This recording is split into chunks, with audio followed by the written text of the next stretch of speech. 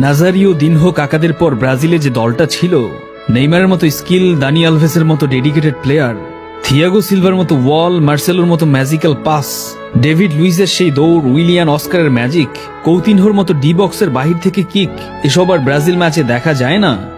গত কয়েক বছর আগেও ব্রাজিলের জয় নিয়ে টেনশন করা লাগতো না, বরং কয় গোলে জিতবে সেটা নিয়েই ভাবনায় থাকতো দর্শকরা। আবার সেই পুরনো ব্রাজিল কখন যে ফিরবে?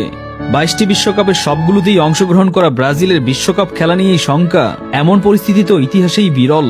তবে 2002 বিশ্বকাপ আগেও কিন্তু তারকাখচিত ব্রাজিল দলটি খুঁড়িয়ে খুঁড়িয়ে বাছাই পর্ব অতিক্রম করেছিল।